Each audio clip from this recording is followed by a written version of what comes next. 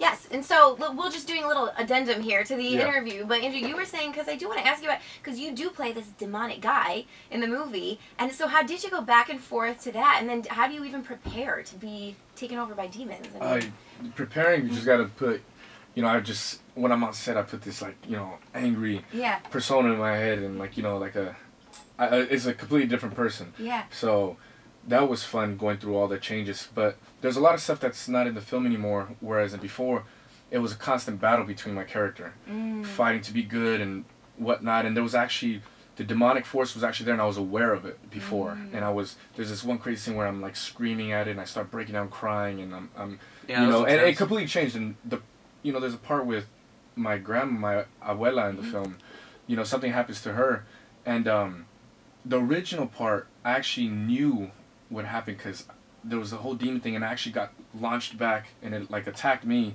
and then while I got attacked, I got up, and then I saw whatever happened to my abuela, and I was the one freaking out, and I run down, and I start screaming, and I'm like, call 911, please help me.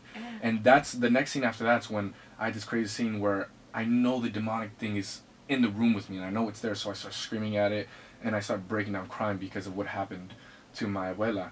But you know, all that completely changed, and now I'm just an evil guy all the way around. Yeah, more like now we're just trying to save. And now they're just trying to save. It's getting worse and worse. It changed a lot, but I definitely like the final product. Yeah, like, absolutely. Oh yeah. Was it hard to be that demon? I mean, literally, do you look in the mirror and you practice like how you're gonna be, or you just go with it? Not you know, I think every actor has different ways to prepare themselves. Yeah. And I'm more so, I like to just jump into things. You know, like when I'm on set, like we're talking about that whole scene where I was breaking out crying. I literally was like, I broke down crying. Like even people after they yelled cut, they came up to me and they were like, "Are you okay, dude?" Like, and I was just like, and I just broke off with a joke because I like to sort of bring the laughter into it. So I was crying, and then as soon as the director yelled cut, and I was like, "He stole my chicken wings." Like, you know, it's just so we can break out of that. And I like jumping into things. I don't really want to stay in that character too much because then I feel like, you know, it's not natural for me. I like that. Yeah. And also, too, last thing I'm going to ask, do you hold the cameras for real? Yes. That's definitely we worked very closely with the director of photography, like the cinematographer, and the director, and they would set up the scenes for us. They would set up the shots for us, but a lot of times they would prefer us actually to be behind the camera. The majority of the camera, the majority of the time of filming, that's how it worked, except for the stunts.